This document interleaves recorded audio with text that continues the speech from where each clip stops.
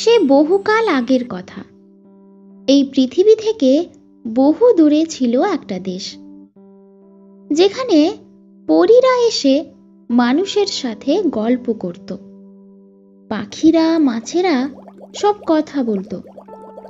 যেখানে ছিল বৃষ্টি গাছ, যে গাছের নিচে দাঁড়ালেই বৃষ্টি ঝরত আর সাথে মিষ্টি সুবাস। সেখানে ছিল একটা সুখ নদী, যে নদীর পাশে বসে কেউ দুঃখের কথা বললে নদী তার দুঃখ দূর করে দিত। সেই নদীর পাশেই ছিল একটা ছোট্ট গ্রাম। সেই গ্রামেই থাকতো তিতলি নামের এক ছোট্ট মেয়ে। সবাই তাকে খুব ভালোবাসতো, সবাই নিজের ঘরে ডেকে খাওয়াতো। সে যে ভারী লক্ষ্মী মেয়ে। বয়স আর কত হবে, সবে মাত্র 3টা দাঁত পড়েছে।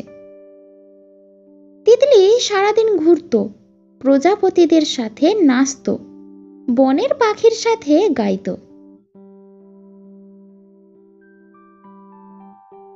সন্ধেবেলায় পরীরা এসে গল্প করত তার সাথে, আর নিয়ে আসতো কত আজব আজব জিনিস। সেসব পেয়ে খিলখিলিয়ে হাসতো তিতলি। একদিন সুখ নদীর পাশে বসে এক মনে কাঁদতে লাগলো সে।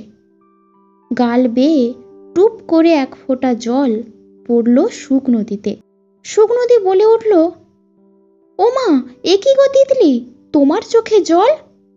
কি দুঃখ তোমার, বলো আমায়, সব দূর করে দেব আমি।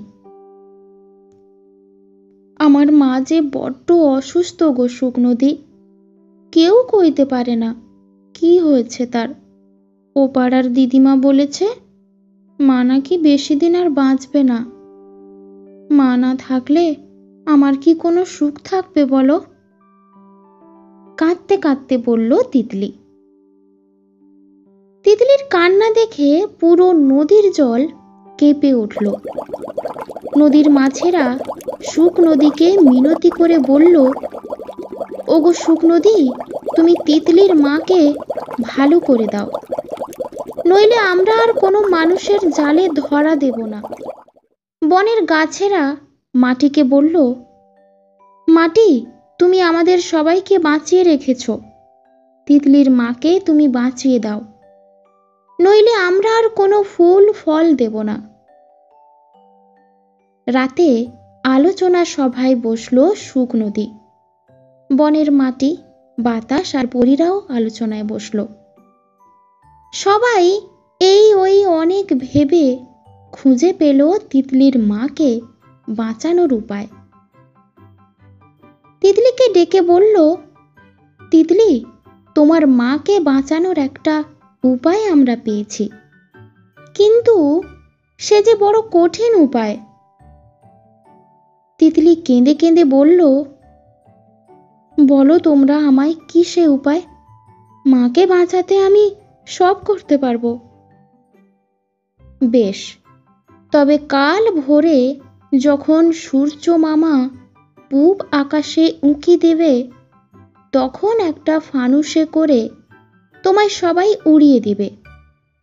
সে ফানুস গিয়ে যেখানে পড়বে, সেখানেই তোমার মাকে বাঁচানোর উপায় পাবে, বলল পরী। ভোরবেলায় একটা বড় ফানুসে বসিয়ে তিতলিকে আকাশে উড়িয়ে দিল সবাই। উঠতে উঠতে বহুদূর চলে গেল সে ফানুস, গিয়ে পড়ল অচেনা এক রাজ্যে।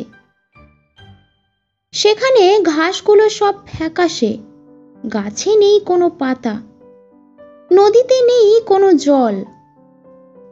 হাঁটতে হাঁটতে এক বিরাট রাজপ্রাসাদের সামনে এসে দাঁড়ালো তিতলি।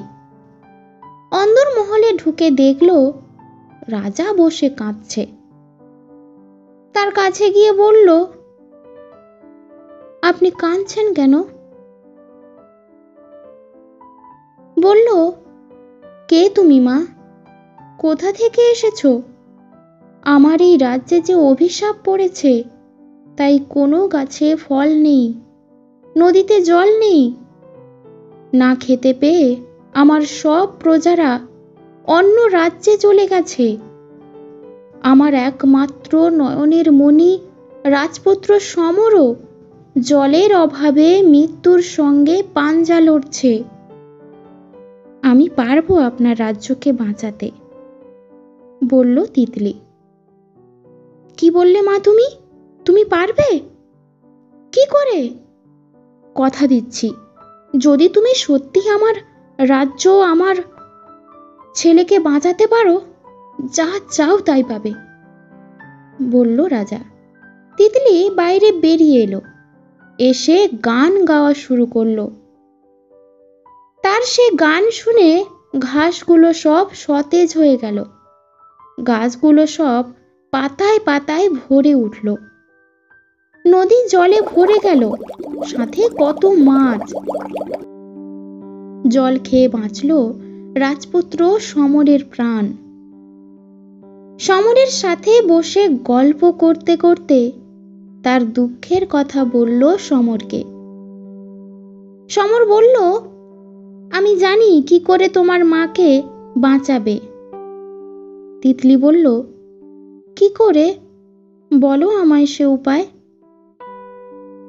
সমর বলল, এ রাজ্যের পূর্ব কোণে আছে এক বৃষ্টি গাছ। সে গাছের নিচে দাঁড়ালেই বৃষ্টি হয়। সেই বৃষ্টির জল যদি খাওয়াতে পারো তোমার মাকে, তাহলে বাঁচবেন তিনি।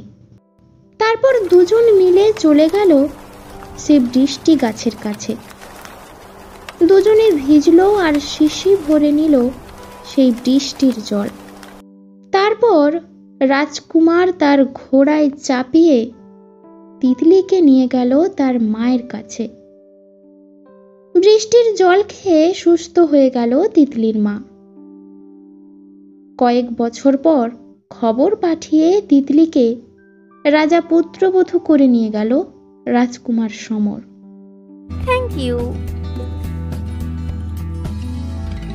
Thank you.